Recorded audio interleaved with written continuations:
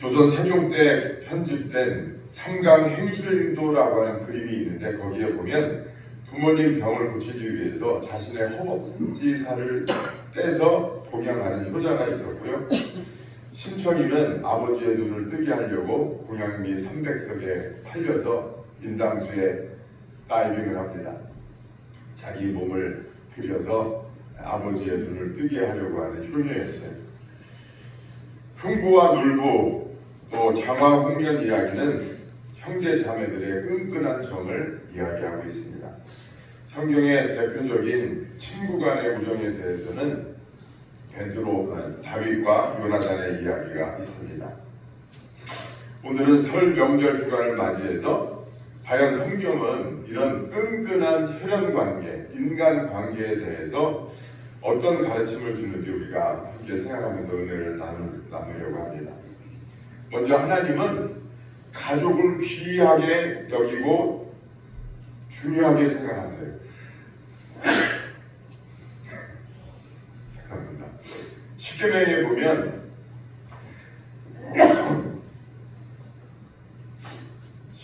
보면 은 하나님이 아주 계명에 네 부모를 공경하라 이렇게 못 박아서 명령을 하고 계시고요.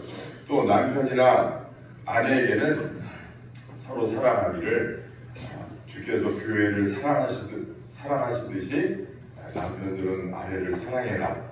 그리고 아내들은 남편에게 복종하기를 주께 하듯 하라 이렇게 말씀하셨어요. 또 친구를 위해서 목숨을 버리면 이보다 더 큰 사랑이 없다고 하셨습니다. 그런데 우리가 꼭 기억해야 될 게 있어요. 이렇게 아무리 부모, 자식이나 또 형제, 친척이 아무리 가까워도 그리고 아무리 귀해도 그 누구라고 할지라도 하나님보다 더 사랑하고 하나님보다 더 귀하게 여기는 건 하나님이 금기하신다는 사실이에요. 우리나라 사람들이 인간관계를 굉장히 중요하게 생각하지만 우리나라 사람들이 특별히 우리 민족들이 조심해야 될 게 바로 그거예요. 너무 귀하다 보니까 하나님보다 더 사랑하고 하나님 위에 그 존재를 상정해 놓고 살아가는 사람들이 많단 말이에요. 근데 하나님은 그거를 어떻게 한다고요? 금기시하세요. 그렇게 하지 못하게 하세요. 그러면서 하나님은 질투하시는 하나님이라고 하셨어요. 하나님이 질투하신대요. 여러분들이 하나님보다 다른 걸 더 사랑하면 하나님이 질투하신대요. 하나님의 질투의 화력은요 대단합니다. 우리가 조심해야 돼요. 누가복음 14장 26절을 말씀해 보니까 누구든지 자기 부모와 처자와 형제와 자매와 및 자기 목숨까지 미워하지 아니하면 능히 내 제자가 되지 못한다 그러셨어요. 혈육을 미워하는 것이 아니고 하나님보다 우선순위에 두지 말라는 겁니다.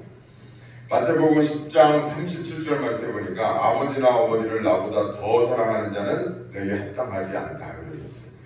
이 말씀이 우리나라에 기독교가 처음 들어왔을 때 이 말씀 때문에 기독교가 굉장히 큰 어려움을 겪었어요. 이거 완전히 예수 서양 귀신이 들어와가지고 지 애비애비도 몰라보는 것들 어머니 아버지보다 하나님을 더 사랑해야 되고 내가 평화를 주러 이 땅에 온 줄 아느냐? 내가 검을 주러 왔노라. 내 어머니 아버지가 원수가 될 것이다. 예수님이 이렇게 말씀하신 적이 있거든요. 왜 그런 말씀을 하셨느냐? 복음을 전하러 나가는 제자들에게 하신 말씀이에요. 너희들이 복음을 전하다 보면 믿음이 없는 부모, 자식, 혈연 관계들과 사이가 안 좋을 때가 있는데 그 사람들 속에는 마귀가 자리 잡고 마귀가 조종해서 너희들을 원수같이 대할 거야 라는 말씀을 하신 거예요. 부모를 미워해라, 부모를 원수같이 대하라는 말씀이 아니고 십계명에 네 부모를 공경하라고 그러셨는데 이 말씀을 오해해서 믿지 않는 사람들이 초기 기독교 때 교회와 성도들을 이렇게 핍박했다는 거죠. 신명기 4장 24절에는 내 하나님 여호와는 소멸하는 분이시오 질투하시는 하나님이다 그러셨습니다. 여러분, 사람은 선물입니다. 사람은 하나님 주신 선물이에요.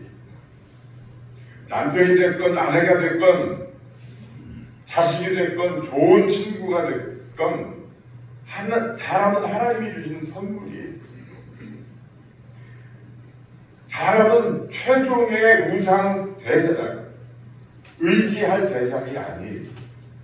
선물을 그 의지하는 대상의 자리에 올려놓으면 여러분 거기에서 어려움이 시작돼요. 선물이 언제 우상이 됩니까? 그 선물을 내가 지키려고 할 때 우상이 돼요. 내가 지키는 게 아니라 선물을 주신 하나님이 지키시는 거예요. 자식이 너무 귀하다고 그 자식을 내가 지키려고 하면 그게 우상이 됩니다. 우리나라 부모들은요, 자녀의 미래를 자기가 하나님보다 더 통제하려고 해요. 자기가 컨트롤하려고 한단 말이에요. 우리나라 부모들 공통점이 뭐냐면요, 애를 어려서부터 키우면서 야, 똑똑하다, 너는 천재다, 다 서울대 가게 만들려고 해요. 서울대 보내고 싶어 한다. 서울대까지 아니라도 최소한 연고대까지. 그래서 거기 좋은 대학 나와가지고 삼성 들어가기 원하고, 현대 들어가기 원하고, SK 들어가기 원하고. 우리나라 사람들 보편적으로 다 그런 기대를 가지고 있어요. 우리나라 부모들이, 옛날 부모들이 다 그렇습니다. 그런데 여러분, 하나님께 맡길 줄도 알아야 돼요. 하나님이 내 자녀들, 귀한 자녀들의 앞날을 하나님이 인도하시고 하나님이 이끌어 주셔서 하나님이 키우셔야지, 이런 믿음을 가지고 자녀들을 키워야 되는데 내가 다 하려고 한단 말이에요. 내가 통제하려고 한단 말이에요. 그게 우상입니다. 잠언서 3장 5절에서 6절에 보니까 너는 마음을 다하여 여호와를 신뢰하고 내 명철을 의지하지 말라 그랬어요. 너는 범사의 글을 인정하라. 그리하면 네 길을 지도하시리라 그랬습니다.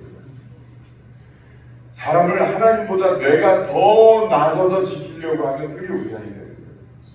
하나님 주신 물질을 내가 나서서 더 지키려고 하면 여러분 그게 우상이 됩니다.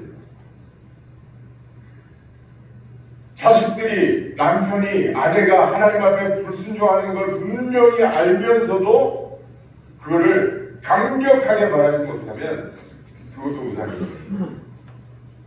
사무엘상 2장에 보면 엘리 제사장이라고 있었어요. 엘리 제사장. 근데 그 엘리 제사장한테 아들이 둘이 있었어요. 이름하야 홈리와 비나세. 근데 이 두 아들이 엘리 제사장이 어려서부터 오냐오냐하고 키운 거예요. 그러니까 애들이 버릇이 없어졌어요. 그래서 엘리 제사장이 성전에서 제사를 주관하잖아요.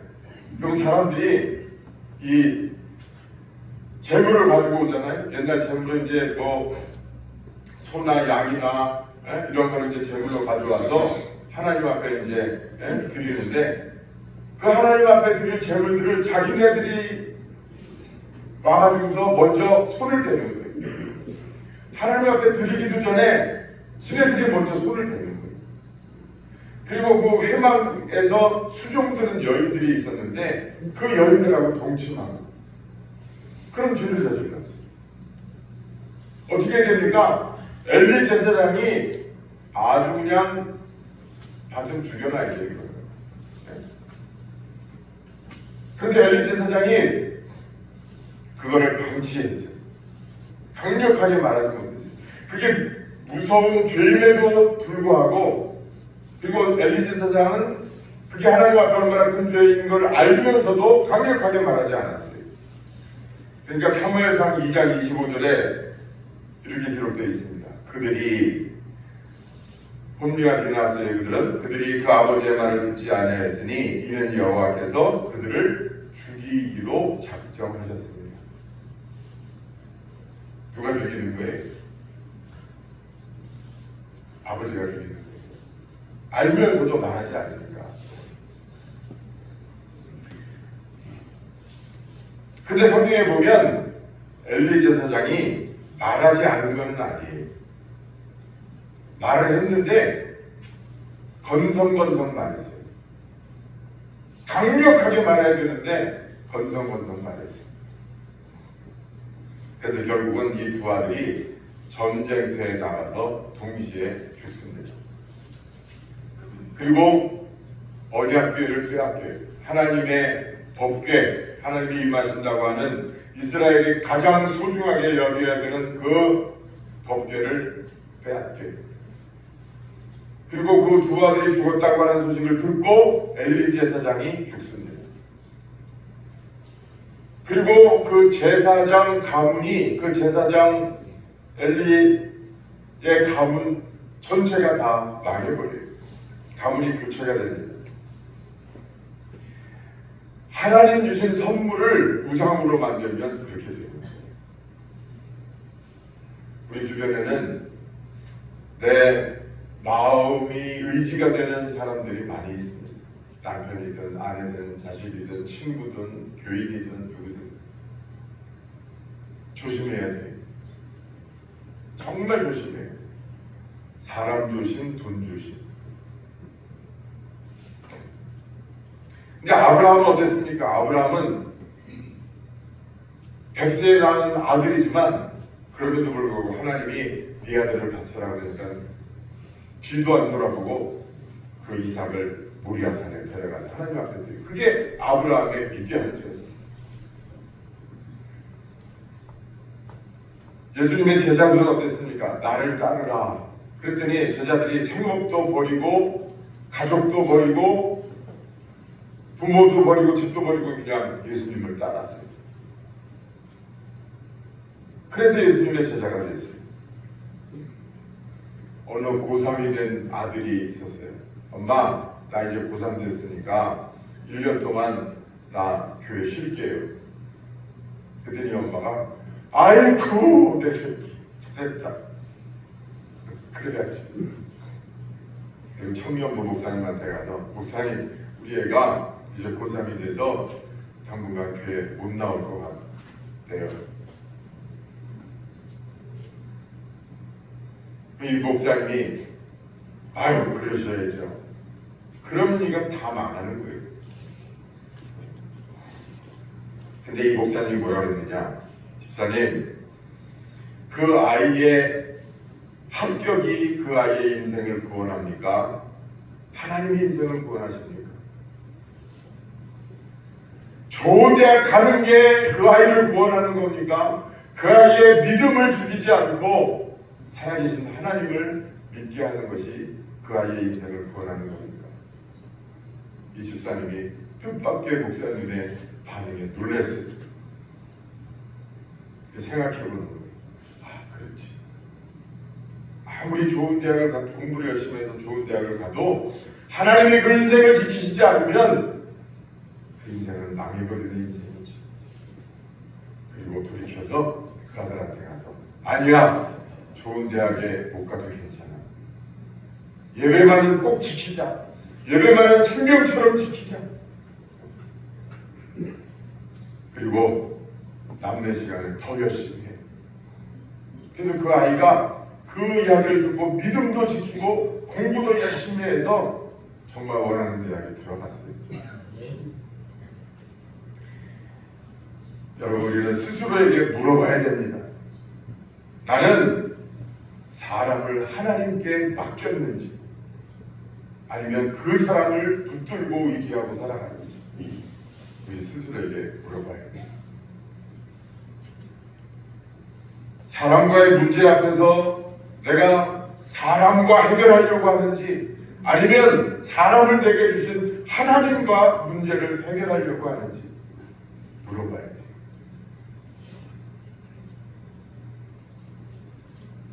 사람과의 문제가 생기면 하나님이 먼저 머리에 떠올라야 돼요. 안 그러면 사람이 괘씸하고 원망하게 되고 불평하게 되고 그거는요 이도 저도 아니고 죽도 밥도 안 되고 하나님이 주시려고 하는 축복을 발로 걷어차는 거예요. 그런데 그럴 때 하나님을 붙들면 사람도 얻고 하나님이 주시는 축복도 얻고 복된 인생을 살아갈 수 있어요. 그 사람이 아무리 가까운 혈연이라고 할지라도 여러분 사람을 의지하지 말고 하나님을 의지하시는 여러분 되시기를 주의 이름으로 축원합니다. 제가 요새 상태권 축하면서요 하나님 의심병이 생겼어요. 제가 어려움이 있을 때마다 하나님 저는 하나님을 의심합니다. 그게 뭐냐? 어려움이 생길 때마다 하나님 저는 하나님을 의지합니다. 하나님 저는 하나님을 신뢰합니다. 하나님 함께 해주세요. 그래서 하나님 의심합니다. 하나님 의지합니다. 하나님 신뢰합니다. 하나님 함께 해주세요. 앞 글자만 따면 하나님 의심함이 돼요. 새벽에 기도하는데 그렇더라고요.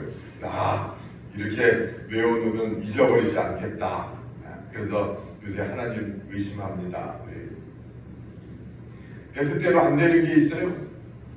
그러면 마음이 막 복닥거리고 막 열이 받고 그럴 게 아니라 불안해하고 걱정하고 염려할 게 아니라 하나님 의지합니다. 하나님을 신뢰합니다. 하나님 앞장서 주세요. 하나님 함께 해주세요. 그렇게 하나님께 올려드리면 하나님이 이끌어가시고 하나님이 인도하세요. 그게 하나님을 의지하는 거예요. 내가 나서서 막 그렇게 하려고 하면 그러면 자기 명철을 의지하는 거예요. 그렇게 하기도 해야 되지만 그러나 먼저 하나님을 앞세워서 하는 것과 하나님을 뒤에 두고 내가 막 드라이브 하는 것은 다른 거예요. 명절 때는 사람들이 많이 모입니다. 특별히 보고 싶었던 가족 친지들이 모여요. 여러분 인생 자체가 사람들과 함께 살아가는 장이 바로 우리의 삶입니다. 사람이 얼마나 중요합니까? 사람 만나서 인생이 시작되고 사람과 이별하면서 인생이 맞춰지는 거예요. 삶이라고 하는 것은 사람과 함께 살아가는 것이고 인간관계 속에서 생사공명을 누리는 것이 인생입니다. 그런데 그 중요한 인간관계에서 하나님을 빼놓고서 인간관계를 만들려고 하면 여러분 거기서부터 문제가 시작이 되는 거예요.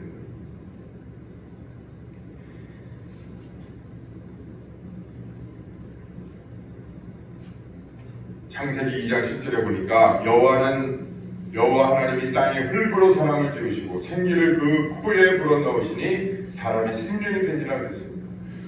흙으로 사람을 만드시고 하나님이 코에 호흡을 불어넣으시면서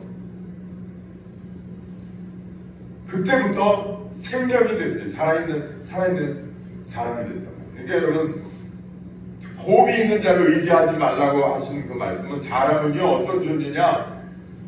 한마디로 이야기하면 호흡을 받는 자예요. 누구에게? 하나님께로부터 호흡을 받는 자예요. 이 세상의 모든 사람은 다 호흡을 받아서 사는 존재라요. 하나님만이 유일하게 호흡을 주시는 분이에요. 그런데 호흡을 받는 자를 호흡을 주는 자의 자리에 올려놓으면 여러분 그때부터 망초가 돼요.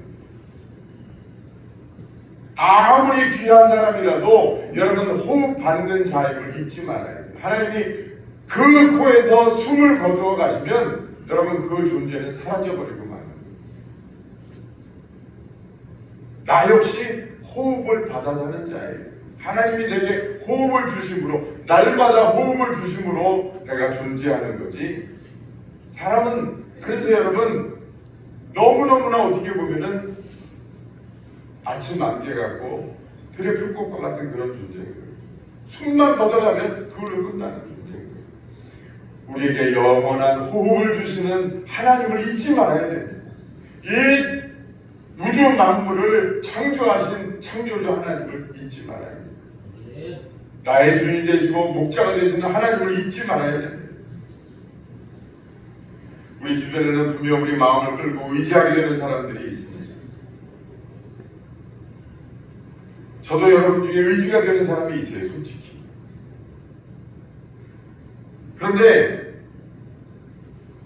제가 목회를 하면서 이 사람에게서 자유하게 되는 거, 그게 참 처음에는 쉽지 않죠. 의지하게 되고 그런 것들이 처음에는 있었어요. 제가 개척할 때 처음에 집사람하고 저하고 이렇게 예배를 드리는데 몇 달 만에 할머니 한 분이 오셨어요. 지금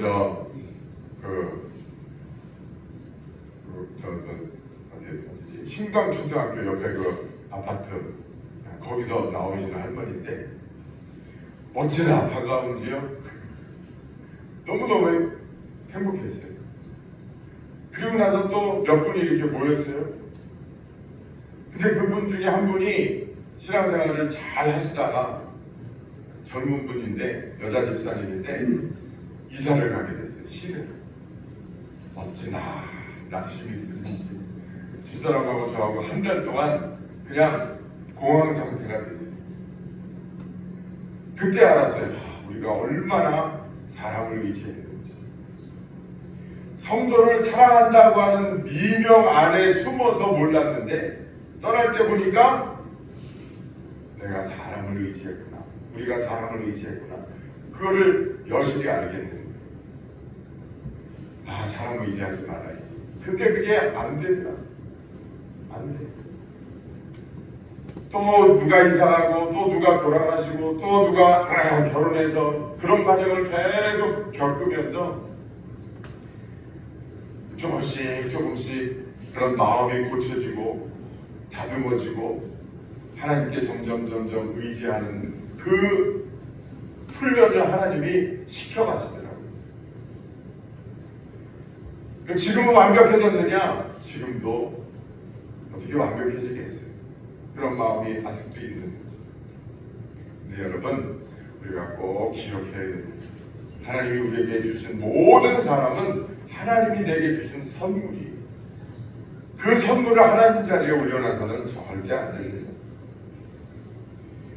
왜냐하면 우리가 누구 때문에 잘 되는 것이 아니라는 사실을 우리는 알아야 됩니다.